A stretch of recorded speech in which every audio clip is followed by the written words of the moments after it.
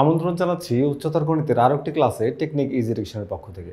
চলো তাহলে আজকের ক্লাসে কি থাকছে। আজকের ক্লাসে থাকছে একটি ছোট প্রশ্ন। আমরা এই প্রশ্নটি দেখব যে ত্রিভুজ এবিসি এর কোণ এ প্লাস কোণ বি প্লাস কোণ সি যদি হয় পাই। পাই বলতে আমরা এখানে 180 ডিগ্রি বুঝি, কারণ পাই হচ্ছে রেডিয়ান কোণ। রেডিয়ান কোণের পায়ের মান হচ্ছে 180 ডিগ্রি, আর আমরা জানি ত্রিভুজের তিন কোণের সমষ্টি 180 ডিগ্রি।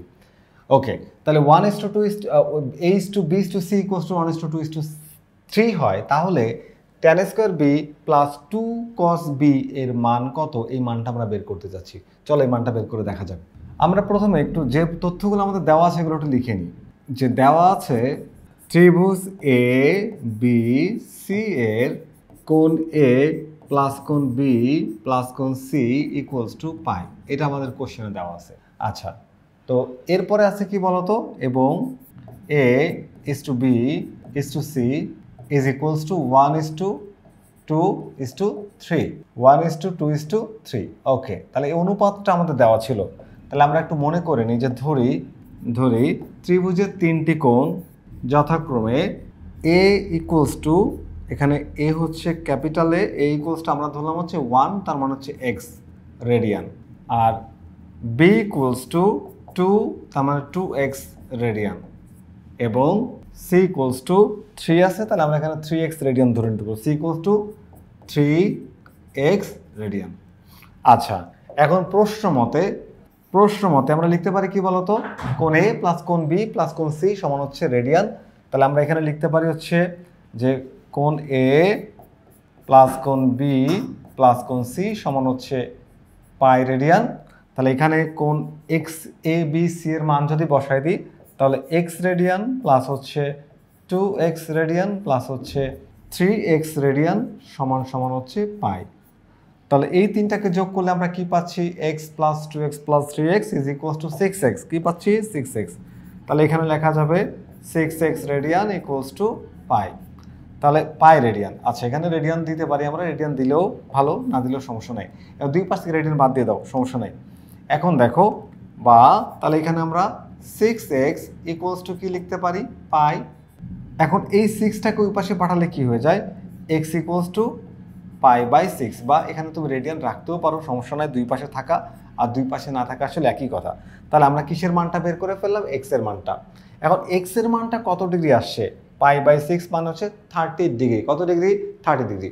পাই/6 হলো 30 ডিগ্রি। এখন দেখো, আমরা মান বের করতে চাচ্ছি কিসের, tan b প্লাস হচ্ছে cos b, tan b plus 2 cos b।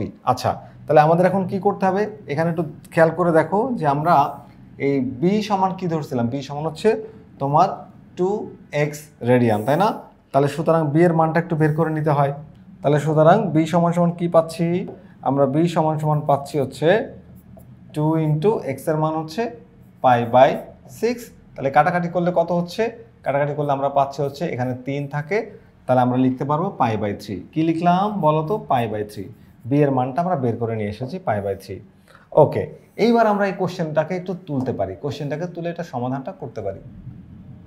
তাহলে আমাদের যে প্রদত্ত রাশি, সেই রাশিটা কি আছে বলো তো, tan square b plus 2 cos b, tan square b plus 2 cos b। আচ্ছা, এখন চলো ভ্যালু অ্যাড করে দিই। তাহলে tan স্কয়ার b এর মান বের করছে হচ্ছে এই দেখো পাই/3।